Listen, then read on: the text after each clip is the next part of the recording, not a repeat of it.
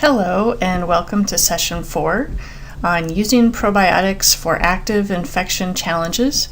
This is microbiologist and holistic health advocate Michelle Moore, and in this session I want to discuss ways you can get the most benefit from your probiotic when you're dealing with a bacterial infection.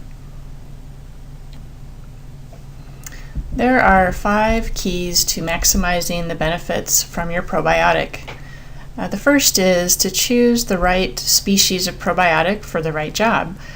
Some are tailored to specific duties, and I will cover that in key number 1. When is the best daily timing for using probiotics, and how long should you use them for? Key number 3 is to avoid detoxification reactions, and should you be concerned about that?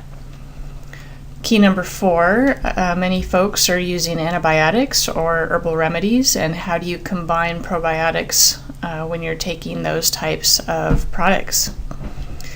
And key number 5 is to be aware of the limitations of probiotics. All right, key number 1 is choosing the right species for the right job.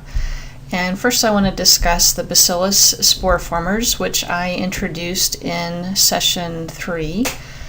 These are the true probiotics. These are ones that will, as I discussed previously, are able to make it through your harsh stomach acid and arrive in your GI tract 100% potency because they're not killed off by the harsh traveling through the beginning part of your digestive system.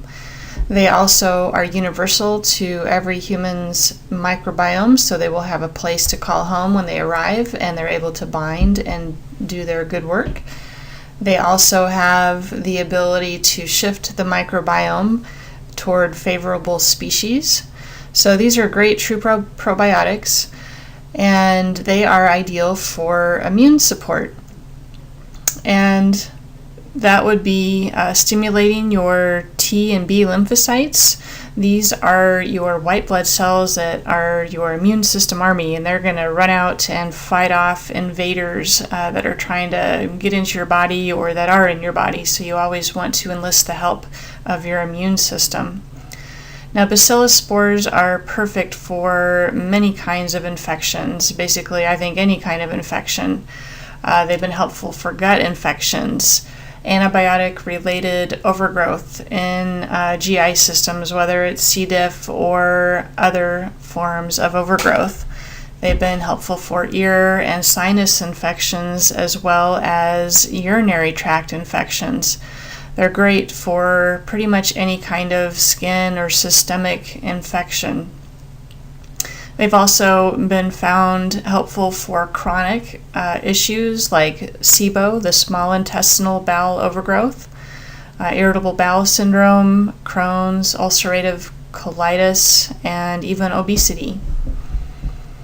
They also modulate and stimulate the GI flora, as I mentioned above. They help create a favorable environment for favorable species. And they can reduce gut inflammation caused by colitis. Now, many people have been on antibiotics, or you currently are, for dealing with an infection. They actually produce their own form of antibiotics that help control overgrowths within the GI system. They compete against those overgrowing pathogens, whether it's C. diff or other bacteria. They compete against them for both space and nutrients available in the GI system. They also produce compounds and more lactic acid than other probiotics do, and what that does is help make a favorable environment for all those good bacteria to grow and reestablish balance. Now, these are my favorite pick probiotics for infections and also just for long-term general health support, and many of these chronic health conditions that I'll be talking about in the next session. All right, another probiotic I would like to discuss is Saccharomyces boulardii, or SAC-B, and this is a yeast probiotic. This yeast, like bacillus spores, is also able to tolerate high temperatures and the acidic environment of your stomach, so it will make it through the journey through the stomach. And like bacillus spores, SAC-B is also naturally resistant to antibiotic drugs. Now, you may have heard of Candida yeast, and that is a disease-causing pathogenic type yeast. SAC-B, or Saccharomyces boulardii, is a friendly yeast. Now, this yeast probiotic is really ideal for any kind of either acute diarrhea or a long-term diarrhea situation you've been in. It also is great for any antibiotic-associated diarrhea, and also specifically for C. difficile-associated diarrhea. There's actually several clinical studies that show that SAC-B is really helpful for C. difficile or antibiotic-related diarrhea. Now, SAC-B has some unique tailored functions. It helps the gut to absorb water and electrolytes during diarrhea, so that's something that's definitely very helpful. It also reduces gut inflammation, and it helps form healthy, firm stools. And SAC-B also inhibits the C. difficile toxin A and B. These are two toxins that C. diff makes, and that's what causes the inflammation of the colon, which then results in the diarrhea. So SAC-B can actually create these enzymes that break down those two toxins and help provide relief against C. diff. There's also been indications that C. diff can help with Crohn's disease, ulcerative colitis, and IBS, these other GI type challenges. So it's really seems pretty targeted to help with GI issues. SAC-B also helps promote the growth of your healthy gut flora, which is wonderful.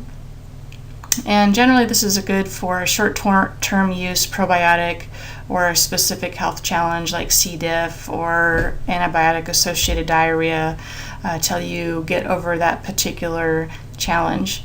And if you do have any sensitivity to yeast, this would not be the best probiotic choice for you. And lastly are the lactobacillus and bifidobacteria probiotics that are most prevalent on the market. These are fine for general use. There'll be a variety of species that belong to each of these. However, as I've talked about in the previous sessions, that the results are often very variable. They will work for some people, but for not well for a lot of people. Mostly due to all the factors we've discussed, their lack of being able to survive through the stomach acid, the harsh environments, not being able to bind well when they arrive in the intestines, or they may not be part of somebody's native microbiome. So there's many factors why they don't work well, but they can work well for some people. If you are going to work with these probiotics and use them, be sure to look for professional quality products like Clear Labs or Pharmax, or look to holistic or nutritionally oriented doctors who either will recommend a brand or have their own, because all these high-level products are going to have higher quality control and ensure that the potency and the shelf life of the product is good. And also just beware of buying any professional type products over Amazon. Sometimes products that are supposed to be refrigerated are not shipped that way, so you'll lose potency of the product if it's not refrigerated, if it's supposed to be. Also, we know of several professional lines that on Amazon they have been counterfeit products or they've been expired. So if you're going to buy through Amazon, make sure you check with the manufacturer that you're ordering off of the correct page on Amazon. You'll want to take your probiotics during meals, whether it's breakfast, lunch, or dinner, or right after you've eaten, say within 10 or 20 minutes after meals.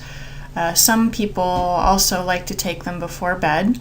but make sure you eat them with some food. For the bacillus spores, when they arrive in the intestine and there is some leftover food there with them, that will help them change from their dormant into their active state when they arrive into your intestines. Now, if you're taking antibiotics, you'll want to make sure you take any probiotic at least 1 to 2 hours away from the antibiotic. This is because that antibiotic will kill your probiotic, and this is specifically for lactobacillus strains and bifidobacteria strains, because they will be killed by those antibiotics.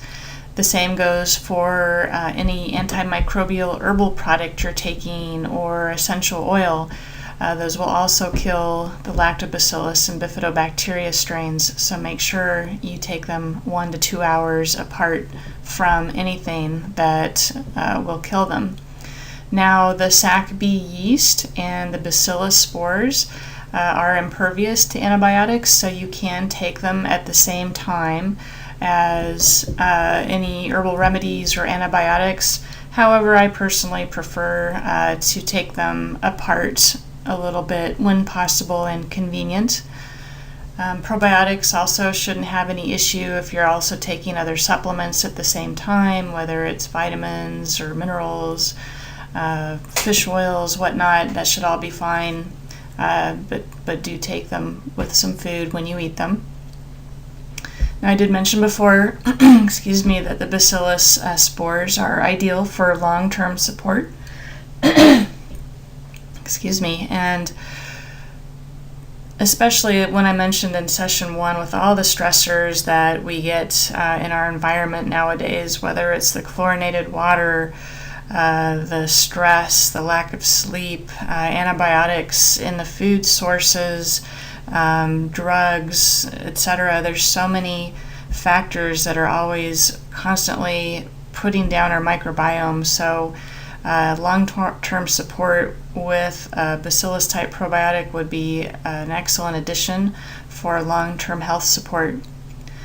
Now, S. boulardii, the yeast, is perfect for short-term use for those antibiotic-related diarrhea, or especially C. difficile, and that's best for short-term use.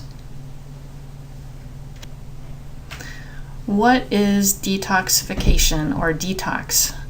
That's a good question, and it's something that can happen when you start a true probiotic. Basically, it's a temporary increase in symptoms that are usually always mild if you have any. Let's say you eat processed foods all the time and eat out all the time, and starting this weekend you decided that you're going to start eating a whole raw food diet composed of salads and green shakes, some nuts and seeds. Well, that's a good diet change. However, you're going to have a change in your microbiome. And while your body always detoxifies and removes toxins, when you make a new change, you can get a buildup of toxins, kind of like you suddenly cleaned out your house and got all kinds of garbage. Well, you've got to get that garbage out of the house, and if it gets backed up, you might notice some, quote, detox symptoms. So in relation to taking probiotics, when you take a true probiotic, especially when that goes into your microbiome and it starts taking out overgrown bacteria or pathogenic bacteria, those dead bacteria and toxins that they create are going to be behind, and your body's got to clean those out and eliminate those toxins for good health. Now, you can get some detoxification symptoms when that happens with probiotics, and they're always generally mild, and it could include gas, bloating, cramps, or loose stools. You may also get perhaps a headache, and generally you'll want to increase your water to help flush toxins from the body, and you might want to rest a little extra. But if you're feeling these kinds of detox symptoms after you start probiotics or a better diet change, that's great. That means actually something good is happening. And you can do all this and actually not notice any changes symptom-wise, and that's fine as well. It doesn't mean that changes aren't occurring. But this is just something for you to be aware of. So especially when you start new probiotics, it might take your gut and your body a little time to adjust. Some people are sensitive, like myself, and so I start really slow on new things because my body just is sensitive and I have to start slower. And so again, this detox is a cleaning house, basically. So for sensitive people, or if you're not sure how you might respond, just take less of the product. Start with a small amount until you know how your body is tolerating this new probiotic. And if you do experience significant symptoms that are just tough to deal with, stop taking the probiotic until those symptoms clear up, and then you can start taking that probiotic again at a slower pace. For best results, you may need to also combine infection remedies with your probiotic. Now, as we've discussed prior to this, that true probiotics like Bacillus have the ability to shift your microbiome to favorable species that will create a balanced microbiome, one that's more diverse and robust, which is going to help protect you against infections of all sorts. Bacillus and Sac B yeast can also protect against disease-causing bacteria, especially like C. difficile. So for mild GI challenges, antibiotic-associated diarrhea, these kinds of milder challenges, probiotics may be enough to swing the balance to your favor. However, if you've had chronic recurring infections or moderate or severe infections, chances are you're definitely going to want to go after that with something else. Now, a lot of people choose antibiotics. Herbal antimicrobials and botanical blends, they have many upsides to antibiotics, which are always harsh on your system. There's resistance issues where many bacteria now are resistant to most or all antibiotics. Antibiotics will kill both your good and bad bacteria. They often have unpleasant side effects, and many people can have allergic reactions to them. Herbal antimicrobials are much gentler and easier on your GI system and your healthy flora. They often have minimal to no side effects as compared to antibiotics. And I like the fact that they're multifaceted and they work in multiple ways within the body, often supporting your immune system and other functions of your body to help you be healthy. So there are the situations where these antimicrobial remedies will come in like an antibiotic, and they'll kill the bad bacteria. And again, that combining these antibacterial remedies and probiotics will give you a maximum benefit when you have stubborn infections or stubborn GI infections.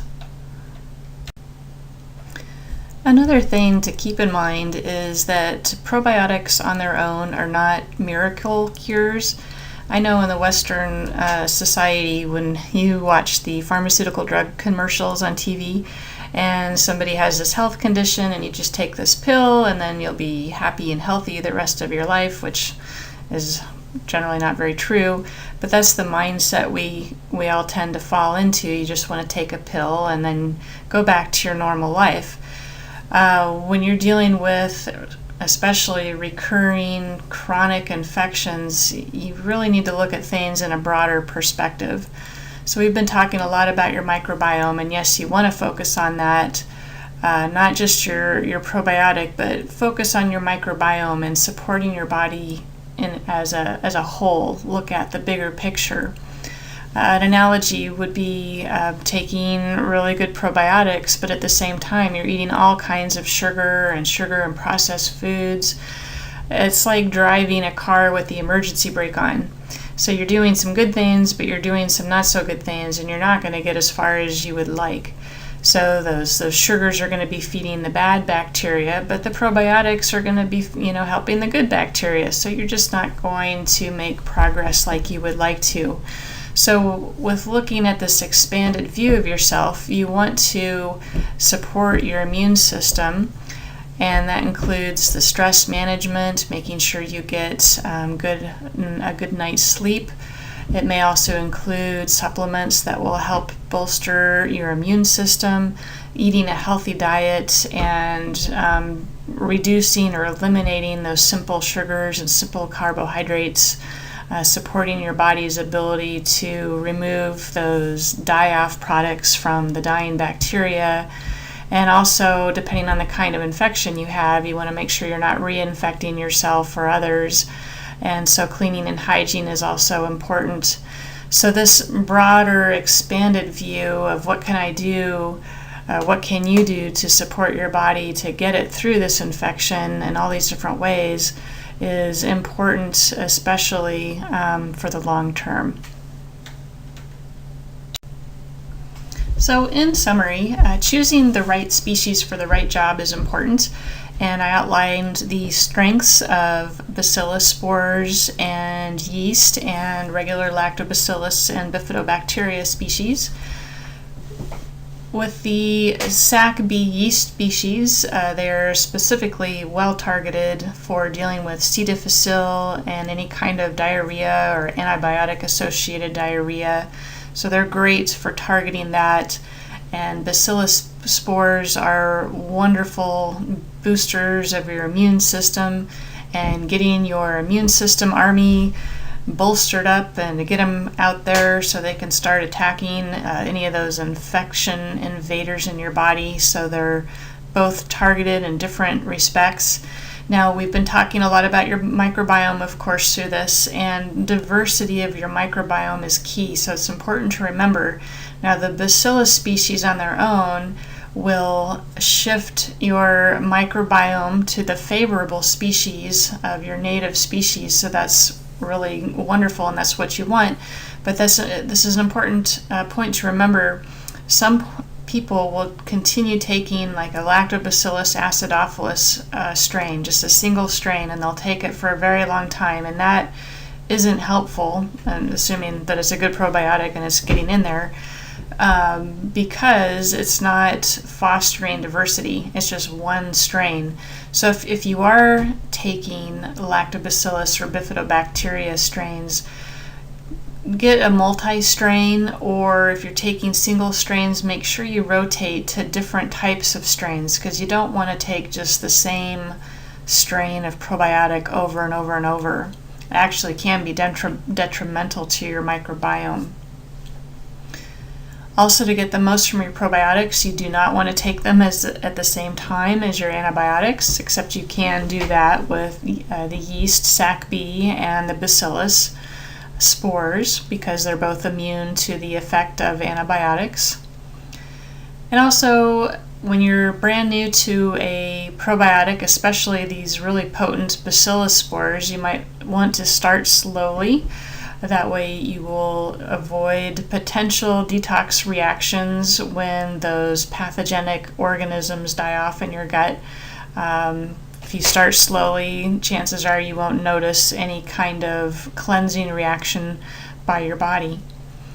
And for those with chronic recurring infections, severe infections, chances are you're going to want to also use an antimicrobial remedy to go along with that to help target those pathogenic species, and that'll help move things along faster than a probiotic by itself. And also remember that larger point of view for your best long-term results. You're going to want to use probiotics as part of a larger infection support strategy. So look at your immune system and your diet and your cleaning and hygiene and stress management, all those areas to help really gift you a leg up on your infection you're dealing with. Now, probiotics are always generally very well tolerated, but always talk to your doctor before starting any nutritional supplement to make sure that it's right for you. And if you want to learn more in depth about that larger infection support strategy, I cover it in great detail in my books on MRSA and C. difficile. And be sure to attend session 5, where I will be discussing the surprising health benefits of bacillus spores. You're not going to want to miss this next session.